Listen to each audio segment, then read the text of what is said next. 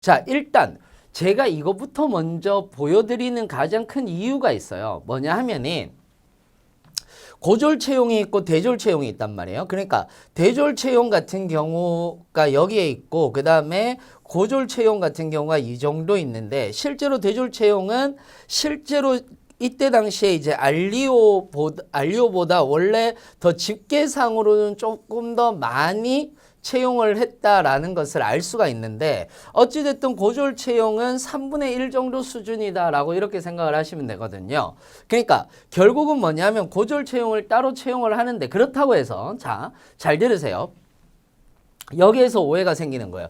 대졸 채용이라고는 얘기를 했지만은 실제로는 일반 채용이다라고 이렇게 얘기를 할 수가 있습니다. 즉 여기에서 일반 채용이라고 얘기를 했을 때 학벌을 보느냐 꼭 대학교를 나와야 되느냐 그렇지는 않습니다. 여기에서 이걸 여러분들이 포인트로 잘 알고 계셔야 되는 거예요. 즉 일반 채용이라고 얘기를 했으니까 여기에서는 학력을 보지는 않습니다.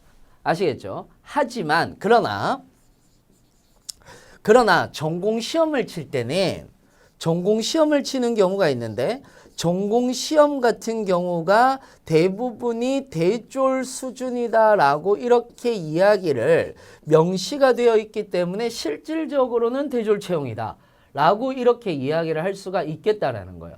그러면 이제 여러분들이 이런 생각을 하시게 되죠.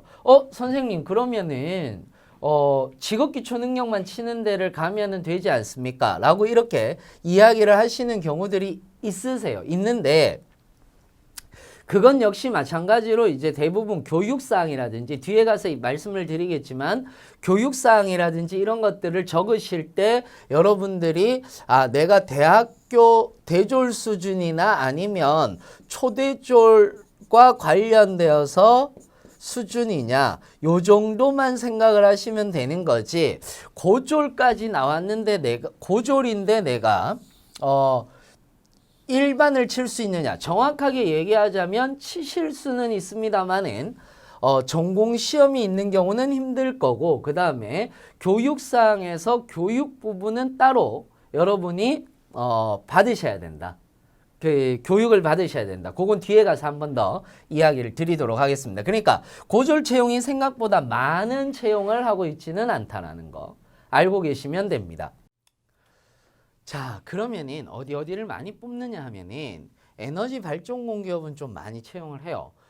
전력공사라든지 수력원자력이라든지 자회사 5개가 있죠. 진한방 같은 경우나 에너지관리공단, KPS, KTN, 석유공사 같은 경우는 고졸 채용이 많이 없습니다. 하지만은 다른 데는 조금 많이 채용을 하고 있다. 그래서 앞으로 채용은 늘어날 계획에 있는 거고 금융권이라든지 사회복지공기업 같은 경우는 사실상 채용을 많이는 하지 않고 있다라고 이렇게 생각을 하셔도 될 것 같습니다. 물론 소폭 늘기는 하지만은 사회복지도 일부 어느 정도는 하고 있기는 하지만은 실제로 에너지 발전 공기업이라고 얘기를 하는 것 자체가 제일 많이 뽑는다.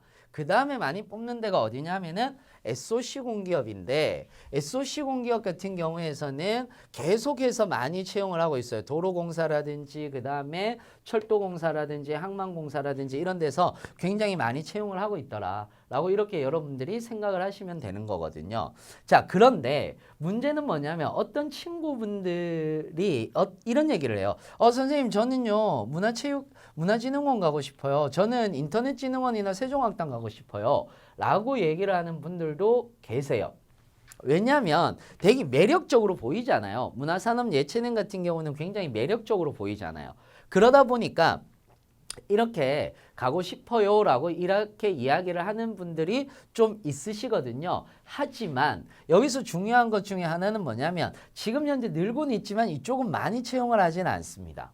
그렇기 때문에 오히려 메인으로 삼으신다면 앞에서 얘기했던 어디 에너지 발전하고요. 그 다음에 SOC 공기업 쪽을 메인으로 잡고 가시는 게 맞는 거고요. 오히려 국제무역관광 같은 경우는 고졸 채용이 많이 없고 뭐를 메인으로 잡느냐. 여기에서부터 공기업은 출발을 하셔야 되고 특히 고졸 채용은 출발을 하셔야 된다. 라고 이렇게 이야기를 드릴 수가 있겠습니다.